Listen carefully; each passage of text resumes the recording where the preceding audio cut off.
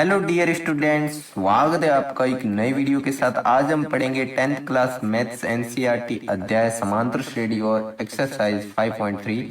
तो देखिए, बिना कुछ समय की देरी के हमारे जो भी क्वेश्चन है पार्ट 4 में 16 से लेकर 20 तक वो सॉल्व करते हैं। और यदि आप इस यूट्यूब प्लेटफॉर्म पर पहली बार आए तो चैनल को सब्सक्राइब जरूर कर लेना, क्योंकि यहाँ पर आपको 9th क्लास से लेकर 12th क्लास तक की maths and physics and after then BSc maths and MSc physics भी पढ़ाई जाएगी। तो चैनल को सब्सक्राइब जरूर कर लेना। देखिए, हमारे 16वां क्वेश्चन है, किसी स्कूल के विद्यार्थियों को उनके समग्र शैक्षिक प्रदर्शन के लिए 7 पुरस्कार देने के लिए 700 की राशि रखी गई। यदि प्रत्येक पुरस्कार अपने से ठीक पहले पुरस्कार से 20 रुपए कम है तो प्रत्येक पुरस्कार का मान ज्ञात कीजिए। देखिए, पहले हम क्या लिखेंगे यहाँ पर, पहले हम लैंग्वेज भी लिखनी पड़ेगी। देखिए यहाँ पर माना पहला पुरस्कार पहले हम मान लेते हैं, ये मान लेते हैं, ठीक है।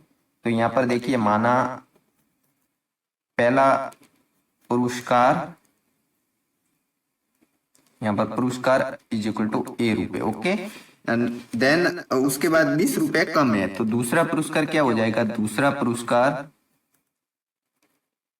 पुरस्कार हो जाएगा, यहाँ पर देखिए दूसरा पुरस्कार A-20 हो जाएगा, ओके। इसी प्रकार तीसरा पुरस्कार क्या हो जाएगा, तीसरा पुरस्कार हो जाएगा A-20 में से भी 20 कम कीजिए और तो हो जाएंगे A-14, ओके। इसी प्रकार चौथा पुरस्कार हो जाएगा और इस प्रकार टोटल कितने पुरस्कार है, 20 पुरस्कार है, ओके। तो जो 20 कम कर रहा, कहने को कह रहा है तो 20 कम कीजिए, 40 में से और 20 कम करेंगे 60 हो जाएंगे। तो इस प्रकार टोटल 20 पुरस्कार हैं। तो हम देखें यहाँ पर कुल पुरस्कार 7 पुरस्कार है ना, सॉरी, कुल 7 पुरस्कार है। तो कुल 7 पुरस्कार, ठीक है, कुल 7 पुरस्कार तो क्या क्या थे, A1 plus A2 plus A3 plus A4 plus A5। यहाँ से हम क्या करते हैं, dot dot dot dot dot, यानी कि ये 7वीं तक, ठीक है। A5 plus A6 plus A7। यहाँ क्या करेंगे, A1 का मान A है, यहाँ पर हो जाएगा A-20 हो जाएगा। A2 का मान देखिए दूसरा पुरस्कार। इसी प्रकार तीसरे पुरस्कार का मान क्या हो जाएगा, A-14 हो जाएगा। और चौथे पुरस्कार का मान हो जाएगा A-16। पांचवें पुरस्कार का मान हो जाएगा A-18। इसी प्रकार छठे पुरस्कार का मान हो जाएगा A-100 और सातवें पुरस्कार का मान हो जाएगा A-120। तो यहाँ पर क्या करेंगे, देखिए जो टोटल है 1 2 3 4 5 6 7 है, ओके। और ये जो अचर संख्या है उसका योग कितना हो जाएगा, 420 हो जाएगा, 420। और टोटल पुरस्कार की राशि है जो हमें कितनी दी है, 7,000 दी है। तो वह धनराशि है कितनी है, वह धनराशि इज इक्वल टू 7,000 है, ओके। तो देखिए यहाँ पर क्या करेंगे, 7A-420 इज इक्वल टू 7,000 कर देंगे। तो ये माइनस के उधर जाके प्लस के बन जाएंगे, 7,000 प्लस 420 हो जाएंगे। तब हम देखिए यहाँ पर 7 इज इक्वल टू क्या हो जाएगा, 7 और 4 1120 हो जाएगा। और A इज इक्वल टू हो जाएगा 1120/7। इसमें इसका भाग देंगे 160 हो जाएगा। तो इस प्रकार जो पुरस्कार हमें प्राप्त हुए पुरस्कार की राशि वो निकाल देते हैं। यानी पहले पुरस्कार की राशि क्या हो गई, पहली पुरस्कार राशि इज इक्वल टू पुरस्कार राशि 100 रुपए। अब इसमें से 20 रुपए कम कीजिए, 100 रुपए नहीं, सॉरी 160, ठीक है। तो 160 रुपए और प्रत्येक पुरस्कार में 20 राशि कम कीजिए, 20 रुपए कम कीजिए। तो देखिए दूसरा पुरस्कार क्या हो जाएगा, पुरस्कार इज इक्वल टू 160 माइनस 20 कीजिए, 140 हो जाएगा। तो अतः अब हम लिख सकते हैं कि जो पुरस्कार है वो सभी लिख सकते हैं। तो अतः पुरस्कार क्या हो जाएगा, इसी प्रकार सभी 7 पुरस्कार, ठीक है, 7 पुरस्कार राशि क्या क्या थी, ऐसे विथ लैंग्वेज लिखना ताकि आपको पूरे में से पूरे नंबर दिए जाए। एंड मेरिट स्टूडेंट्स की कैटेगरी की जो भाषा होती है वो आपको लिखनी है। तो देखिए क्या हो जाएंगे, पहले 160 थे, फिर 140 थे, फिर हो जाएगा 120, इनके पीछे रुपए लिख लेना, ठीक है। फिर हो जाएगा 100 रुपये, फिर हो जाएगा 80 रुपये और फिर हो जाएगा 60 रुपये और फिर हो जाएगा 40 रुपए, फिर हो जाएगा 20 रुपए। कितने 7 हो गए, 3 और 3 6 और 7 यहाँ तक, ठीक है। ओके, ये हो गया हमारे लिए आंसर। देखिए हमारा नेक्स्ट क्वेश्चन है, क्वेश्चन 17वां नंबर क्वेश्चन है। देखिए हमारा नेक्स्ट क्वेश्चन है, एक स्कूल के विद्यार्थियों ने वायु प्रदूषण कम करने के लिए स्कूल के अंदर और बाहर पेड़ लगाने के लिए सोचा। यह निर्णय लिया गया कि प्रत्येक कक्षा का प्रत्येक अनुभाग अपनी कक्षा की संख्या के बराबर पेड़ लगाएगा। उदाहरण, कक्षा फर्स्ट का अनुभाग एक पेड़ लगाएगा, जो पहली कक्षा में पढ़ेगा वो एक पेड़ लगाएगा, ट्री, ठीक है। इसी प्रकार और कक्षा थर्ड में पढ़ेगा वो 3 पेड़ लगाएगा, और ऐसे ही कक्षा 12 तक चलता रहना हमें, और प्रत्येक कक्षा में 3 अनुभाग है, ठीक है। तो इस स्कूल के विद्यार्थियों द्वारा लगाए गए पेड़ों की संख्या कितनी होगी। तो देखिए सॉल्व करते हैं। पहली कक्षा के विद्यार्थी, कक्षा फर्स्ट द्वारा लगाए गए पेड़ों की संख्या, ठीक है। कक्षा फर्स्ट का विद्यार्थी क्या लगा रहा है, कक्षा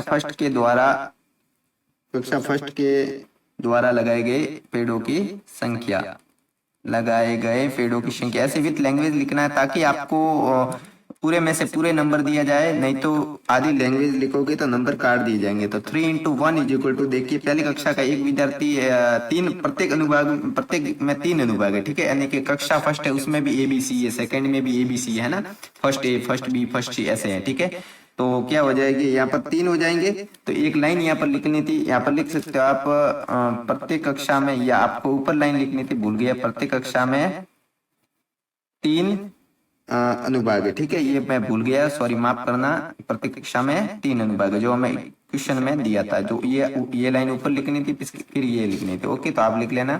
फिर देखिए कक्षा सेकेंड के द्वारा लगाए गए पेड़ों की संख्या, लगाए गए पेड़ों की संख्या कितनी हो जाएगी, पेड़ों की संख्या हो जाएगी, यहाँ पर हो जाएगी 2 × 3 इज इक्वल टू 6 हो जाएगी। इसी प्रकार कक्षा थर्ड के द्वारा लगाए गए पेड़ों की संख्या क्या हो जाएगी, कक्षा थर्ड के द्वारा लगाए गए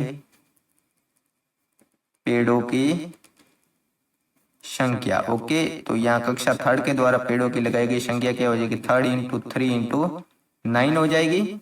और इसी प्रकार कक्षा फोर्थ के द्वारा जो पेड़ों की लगाई गई संख्या 4 तक हम निकाल देते हैं। कक्षा फोर्थ के द्वारा लगाए गए पेड़ों की संख्या क्या हो जाएगी, यहाँ पर हो जाएगा 4 × 3 इज इक्वल टू 12 हो जाएगी। ओके, तो ये हमने निकाल दिया। अब हम क्या करेंगे, इसकी समांतर श्रेणी बना देंगे। तो AP क्या बन जाएगी, AP इज इक्वल टू हो जाएगी, देखिए पहले हो जाएगी 3, फिर 6, फिर 9, फिर ऐसे 12, फिर ऐसे कैसे चलती रहेगी। ओके, तो देन हम देखिए यहाँ पर A क्या हो जाएगा, A यानी पहला पद हो जाएगा 3, और D क्या हो जाएगा, 6 में से 3 घटा देंगे, यानी A2 में से A1 घटा देते हैं। ऐसे ही D निकालते हैं, तो ये हो जाएगा 3, और D हमारे पास आ गया, A आ गया। तब हम यहाँ पर कुल पेड़ों की संख्या, कुल यानी कि SN होता है। तब SN के लिए आपको फॉर्मूला पता ही है, SN is equal to n/2 2A + n-1 is equal to D। तो यहाँ पर हमें 12 कक्षा तक निकालना है, तो SN की जगह हम क्या लिखेंगे, S12, समझ गए। ये तो आपको बार बार पढ़ा रहा हूँ। तो SN की जगह S12 लिखेंगे, तो n/2, n की जगह क्या लिखेंगे, 12/2। 2A की जगह हम क्या लिखेंगे, 3 + n-1 यानी 12 - 1, D यानी 3। ओके, तो यहाँ पर देखिए यहाँ का भाग इसमें 6 बार जाएगा, और 3 दूनी 6 हो जाएंगे, और 12 में से 11, 11 तिया 33, और ये हो जाएंगे, ये दोनों हो जाएंगे 39, और इनका जब हम गुणा करेंगे आपस में 39 × 6 करेंगे, तब कितने हो जाएंगे, 40 सेंग 240 में से 6 घटा दो, 234 हो जाएंगे। ओके, तो स्कूल के विद्यार्थियों द्वारा लगाए गए पेड़ों की संख्या क्या हो गई, 234। तो देखिए यहाँ पर अतः स्कूल के विद्यार्थियों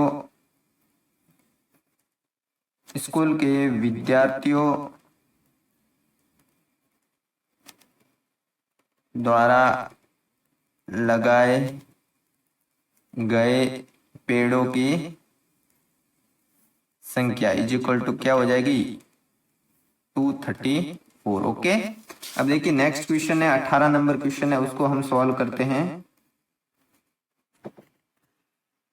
देखिए जो 18 नंबर क्वेश्चन है, केंद्र A से प्रारंभ करते हुए, यहां से हमें प्रारंभ करना, ठीक है। केंद्र A से, ये केंद्र बिंदु है, बारी बारी से केंद्रों ए और बी को लेते हुए, यहाँ से ए को लेना है फिर बी को लेना है, ऐसे फिर ये जो भी केंद्र चाहिए होगा, यानी जो भी यहाँ पर दिया है first A first to L1 L2 L3 जो भी है ना, तो लेते हुए त्रिज्या 0.5 सेंटीमीटर, 1.0 सेंटीमीटर, 1.5, 2.0, यानी पहले इसकी 0.5 उसके बाद 1.0, ऐसे जैसे त्रिज्या बढ़ती जा रही है, ठीक है, 0.5 की बढ़ोतरी हो रही है। ओके, सामने से दिख रहा है। वाले उत्तरोत्तर अर्धवृत्तों को खींचकर एक चरपील बनाया गया।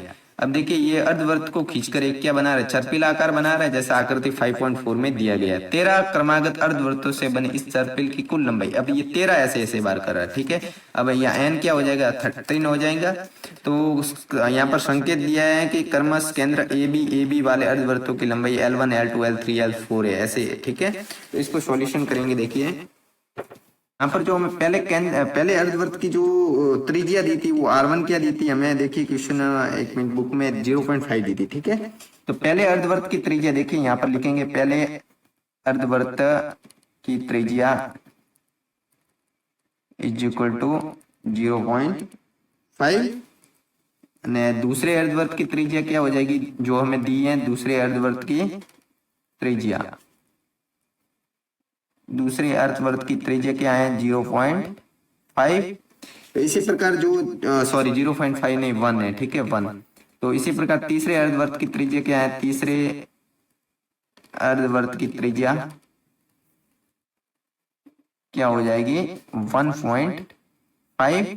तो ये सिलसिला चलता रहता है। फिर ये हम यहाँ क्या करते हैं, यहाँ जो भी 13 तक है इतनी समांतर श्रेणी आसानी से बन जाएगी, क्योंकि हमारे पास ए और डी मिल जाएगा। ओके, तो देखिए 13वें अर्धवृत्त की जो त्रिज्या दी है वो हमें पता नहीं है, यानी 13वें अर्धवृत्त की त्रिज्या पता नहीं है। 13वें अर्धवृत्त की त्रिज्या यहाँ से देखिए लास्ट वाला, जैसे हमने माना 13वां अर्धवृत्त, ठीक है, जैसे पहला सेकंड थर्ड यहाँ से जो बीच में सब आ जाएंगे, 4 से 12 तक, फिर आ गया 13वां, ठीक है। 13वें अर्धवृत्त की त्रिज्या जो हमें पता नहीं है, ठीक है, यानी R13 हमें पता नहीं है।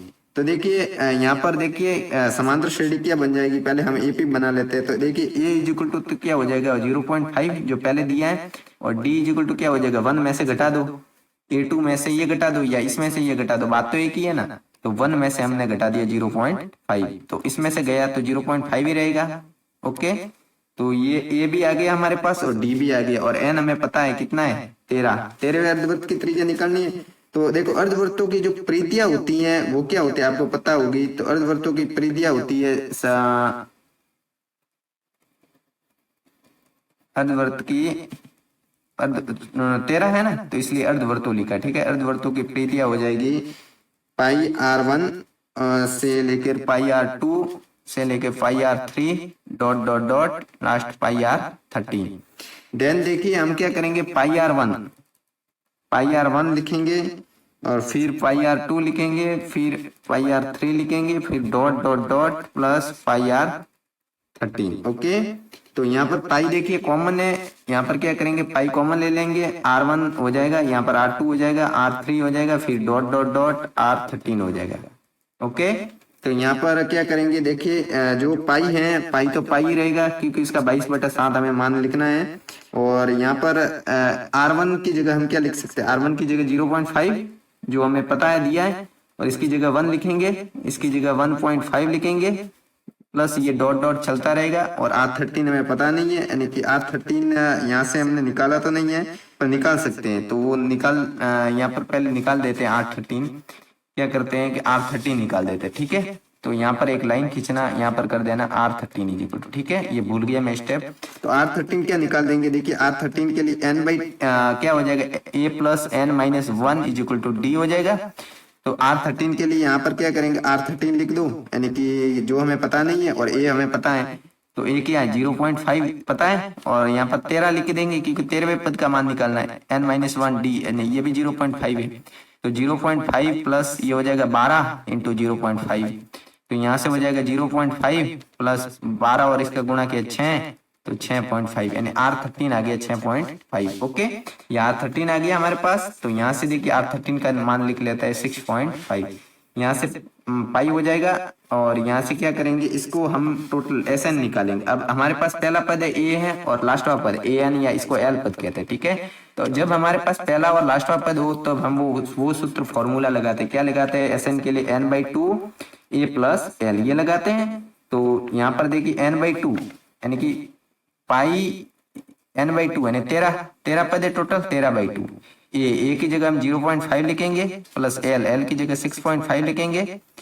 और यहाँ पर पाई का मान लिख लो आप। पाई का मान होता है 22/7, 22/7 इंटू 13/2। इन दोनों की टोटलिंग की 7 हो गई, 7 7 से कट गए, 2 से कट गई 11 बार, और 13 इंटू 11 कर दो, क्या हो जाएंगे? 13 इंटू 11 130 और 13 143।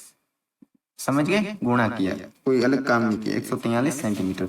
तो इस प्रकार जो सर्पिल की जो लंबाई होगी, जो सर्पिलाकार वृत्त बना रहा है, उसकी लंबाई क्या हो जाएगी? 143 सेंटीमीटर।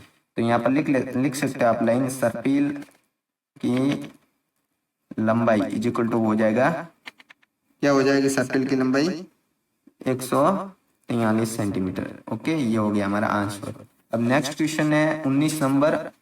देखिए यहाँ पर 19 नंबर हमारा क्वेश्चन है, उसको हम सॉल्यूशन करते हैं with merit students. 10th and 12th class merit student you are studying with में। देखिए यहाँ पर हमारा 19 नंबर क्वेश्चन है। अब देखिए जो 19 नंबर क्वेश्चन है, यहाँ पर 200 लट दी है हमें, ये जो लकड़ियां दी है, ठीक है, लट एंड लॉक्स की ढेरी के रूप में इस प्रकार रखा जाता है। सबसे नीचे वाली पंक्ति में 20 लटे, इसमें 20 लटे, ठीक है। फिर है उससे अगली पंक्ति में 19 लटे, इसमें 19 लटे, ठीक है। और फिर अगली पंक्ति में 18 लटे, अब 18 लटे, ऐसे कैसे, फिर 17, फिर 16, ऐसे ऐसे लटे रखी जा रही है। ये 200 लटे कितनी पंक्ति में रखे गए हैं तथा सबसे ऊपरी पंक्ति में कितने लटे हैं, ठीक है, ये हमें निकालना है, जो हमें पता नहीं है। ओके, तो इसको हम किस प्रकार सॉल्यूशन करेंगे? देखिए यहाँ पर देखिए, पहले हम लिखेंगे सबसे निचली पंक्ति में लटे, सबसे पहले जो हमें दिया है, ठीक है, जो सबसे निचली पंक्ति में लटे कितनी है, सबसे लिखेंगे सबसे नीचे निचली पंक्ति में लटे, ठीक है, निचली पंक्ति में लटे कितनी है? लटे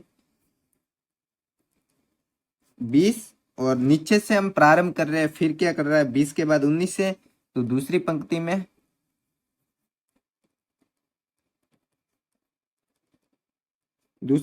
में लटे कितनी है?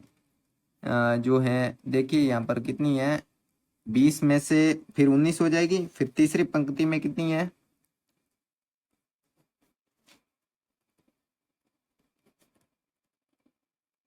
तीसरी पंक्ति में लट्टे कितनी है?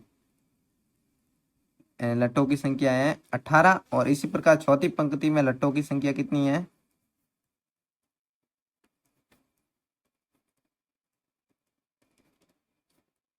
17। जो आगे चलकर ऐसे कैसे इत्यादि जो भी हैं, 17 के बाद 16, 15 जो भी हैं, तो इस प्रकार जो हमें एपी बनानी, एपी क्या बन जाएगी? देखिए यहाँ पर क्या करेंगे, विथ लैंग्वेज लिखेंगे। लैंग्वेज हमने लिख लिए, 20 है, फिर 19 है, फिर 18 है, फिर 17 है, ऐसे कैसे जो चल रही हैं, जो भी लटे हैं, हमें पता नहीं अंत तक कहाँ है, ठीक है। तो ए इज इक्वल टू तो क्या हो गया हमारे पास 20, और डी इज इक्वल टू क्या हो गया? 19 में से 20 आप घटा दीजिए, क्या हो जाएगा? -1।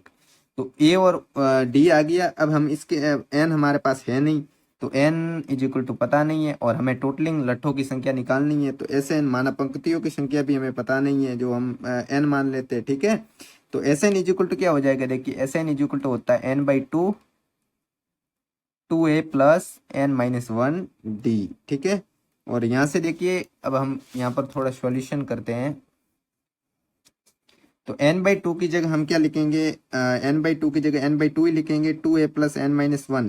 तो a की जगह हम 20 लिखेंगे, क्योंकि हमारे पास 20 है। तो n/2 2a की जगह हम 20 लिखेंगे, प्लस n-1, और d की जगह -1 लिखेंगे। और फिर ये टोटलिंग कितने लटे हैं? 200 है।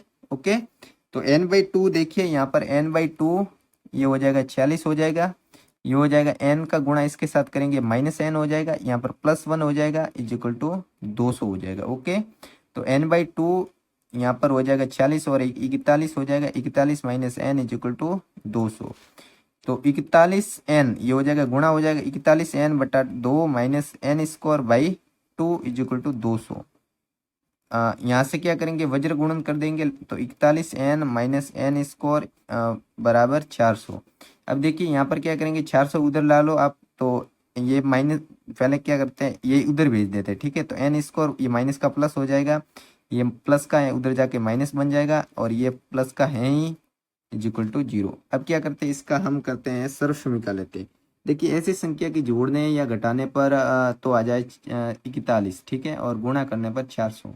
तो क्या हो जाएगी, अब 400 का एलसीएम यानी कि 400 का भाज्य गुणनखंड करेंगे तो 2 का भाग जाता है, इसके 8 का जाता है, 16 का जाता है, इसमें और किसका जाता है, 5 का जाता है। तो 16 पंचांची तो भी नहीं होगा, तो यानी कि 16 और क्या हो जाएगा, 25 हो सकती है नहीं, तो 16 और देखिए 25 हो सकती है, 16 इंटू 25 250 400 हो रहा है ना, और 41 जोड़ भी हो रही है, तो एन स्क्वायर माइनस 16 n और minus 25 n, okay, plus 400 is equal to 0। देखिए यहाँ पर जोड़ेंगे माइनस माइनस प्लस हो जाएगा, ये दोनों ये हो जाएंगे, और गुणा करेंगे तब माइनस माइनस प्लस हो जाएगा, और ये दोनों गुणा करेंगे 400 हो जाएंगे, ठीक है। तो n यहाँ से कॉमन लेंगे तो n माइनस 16 हो जाएगा, यहाँ से माइनस 25 कॉमन ले जाएंगे तो n माइनस इसका भाग इसमें वापस 16 बार जाएगा इज इक्वल टू 0। तो n माइनस 16 के बराबर भी 0 लिखना है और n माइनस 25 के बराबर भी 0 लिखना है। तो n इज इक्वल टू एक तो 25 हो जाएगा, एक n इज इक्वल टू 16 हो जाएगा। दो मान हमें n के प्राप्त हुए। अब देखिए आगे देखिए, अब देखिए n इज इक्वल टू जब हम 25 लिखेंगे तो A N is equal to हमें पता है A N is equal to A plus N minus one into D. एनवा पद का ये फॉर्मूला होता है A plus N minus one into D. ये एनवे पद के लिए हम फॉर्मूला अप्लाई करते हैं ए एन हमें पता नहीं है, जो हमें निकालना है, तो ए एन की जगह हम ए एन ही लिखेंगे। ए हमें कितना प्राप्त हुआ था 20 प्लस एन, एन हम क्या लिख रहे हैं 25 लिख रहे हैं, ठीक है। और डी की जगह हम क्या लिखेंगे, डी हमें माइनस एक प्राप्त हुआ है तो ये माइनस एक लिखेंगे। तो ये हो जाएगा 20, यहाँ पर क्या करते हैं 25 लेने पर, ओके, ये उनको पता चल जाएगा कि एन इज इक्वल टू 25 लिया है। तो 20 प्लस 25 में से एक गया 24 और माइनस 24 हो जाएगा, ठीक है। तो ये हो गया माइनस 24 और 25 में से 24 घटाने। अब देखिए 25 में से 24 गए पीछे रहा, sorry N is equal to 20 में से 24 गए पीछे रहा माइनस के 4, यानी कि ए एन इज इक्वल टू -4। तो यहाँ पर मान्य नहीं होगा, ठीक है। तो यहाँ पर क्या करेंगे, अतः ए एन मान्य या स्वीकार्य नहीं है, ठीक है, जो भी आप लिख सकते हो। अब देखिए अब हम क्या करेंगे, n इज इक्वल टू क्या लेंगे, अब 25 तो स्वीकार्य नहीं है तो n इज इक्वल टू ले रहे थे 16, ठीक है। तो n इज इक्वल टू आप 16 लिख लीजिए। जब n इज इक्वल टू हम 16 लिखेंगे तब क्या हो जाएगा, A N is equal to क्या हो जाएगा, A N is equal to हो जाएगा A plus N minus one is equal to D. A N तो हमें निकालना है और ए की जगह हमने 20 लिखा और plus 16 minus one into D की जगह -1 लिखा, ठीक है। 20 प्लस 16 में से एक गया 17 और माइनस के 17 हो जाएंगे, तो 17 इंटू और -1, ठीक है। तो यहाँ से देखिए 20 माइनस 17 इज इक्वल टू यहाँ हो जाएगा 20 में से 17 घटा दीजिए, 16 में से सॉरी एक 15 हो जाएगा, सॉरी थोड़ी गलती हो गई। तो 20 में से 15 घटा दीजिए, 5 बच जाएंगे। तो ये हमें स्वीकार्य है ना, क्योंकि पॉजिटिव में मान आ रहा है। तो देखिए कुल पंक्तियां तो हमें कितनी प्राप्त हुई, 16, और सबसे ऊपरी पंक्ति में लट्टों की संख्या हमें जो प्राप्त हुई वो 5 है, ठीक है। तो यहाँ पर आप लिख लीजिए अतः कुल पंक्तियां इज इक्वल टू 16 और सबसे निचली पंक्ति में लट्टों की संख्या, ठीक है। ये भी लाइन लिख लीजिए, सबसे ऐसे लाइन लिखोगे तब विद लैंग्वेज तो आपको पूरे में से पूरे नंबर दिए जाएंगे सबसे ऊपर, ठीक है। सबसे ऊपर की पंक्ति में लट्ठों की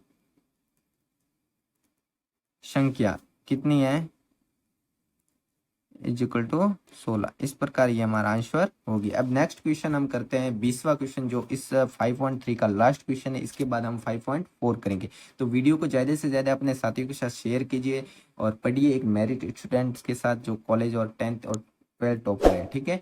तो देखिए यहाँ पर हम 20वां क्वेश्चन सॉल्व करेंगे। अब वीडियो को ज़्यादा से ज़्यादा अपने साथियों के साथ शेयर कीजिए, चैनल को सब्सक्राइब जरूर कर लेना, क्योंकि आपको जब भी कोई नया वीडियोस अपलोड करूंगा 11th 12th 10th first year second year final year maths या फिजिक्स का या साइंस का, जो भी आपके 10th 11th में चलती हैं, तो आपको सबसे पहले नोटिफिकेशन मिलेगा। तो देखिए लास्ट क्वेश्चन है,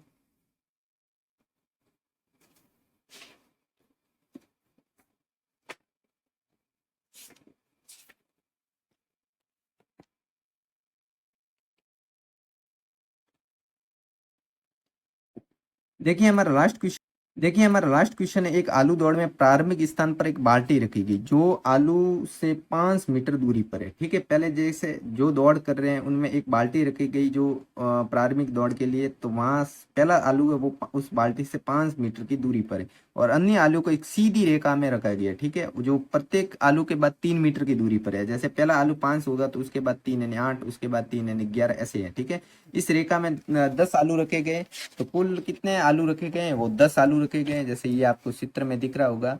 तो प्रत्येक प्रतियोगी बाल्टी से चलना प्रारंभ करती है, निकटतम आलू को उठाती है और उसे वापस आकर दौड़कर बाल्टी में डालती है। दूसरा आलू उठाने के लिए वापस दौड़ती है, उसे उठाकर वापस बाल्टी में डालती है। वह ऐसा तब तक करती रहती है जब तक सभी आलू बाल्टी में न आ जाए। इस प्रतियोगी को कुल कितनी दूरी दौड़नी होगी, और सब ये संकेत दिया है कि पहले और दूसरे आलू को उठाकर बाल्टी में दौड़ी गई कुल दूरी है जो इस प्रकार है, 2 × 5 + 2 × 5 + 3 है। ओके, क्योंकि आ रही है भी जा रही है इसलिए इसने 2 × 5 + 2 × 5 + 3 किया है। तो देखिए यहाँ पर पहले आलू की बाल्टी से जो दूरी है वो हमें कितने दी है, 5 मीटर। तो पहले आलू की यहाँ पर लिख लीजिए आप, पहले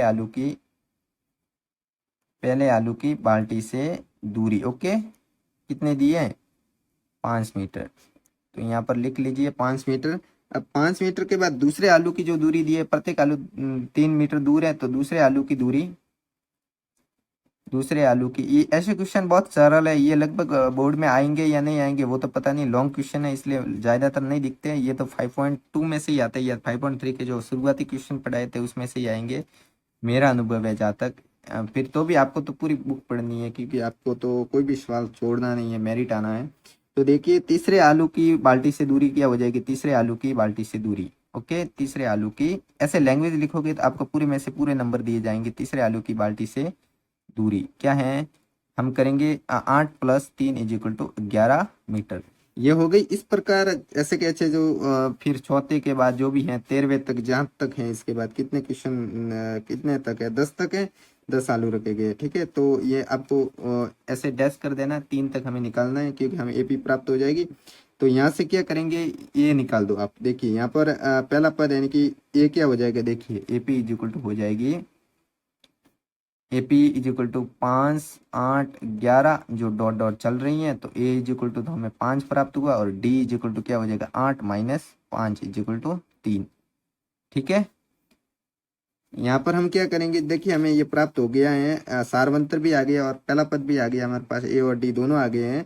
तो उसके बाद जो आलू बाल्टी में डालने के लिए जो चली गई दूरियां हैं वो हमें निकालनी है। जैसे इसने पहले ही कहा था कि 2 × 5 जो हमें संकेत में दिया था। ठीक है, तो आलू बाल्टी में डालने की दूरियां लिख लो आप, आलू बाल्टी में डालने की दूरियां कितनी है, देखिए यहाँ पर आलू बाल्टी में डालने की दूरियां हैं हमारे पास, पहले 5 थी, तो फर्स्ट आलू ये निकाला है, सॉरी कितनी थी, 2 × 5 थी, फिर हो गई 2 जो हमें 5 + 3 करना था 8 हो जाएगी, फिर हो जाएगी 2 × 8 में से ये 3 जोड़ दीजिए 11 हो जाएगी, फिर हो जाएगी 2 × 14 हो जाएगी।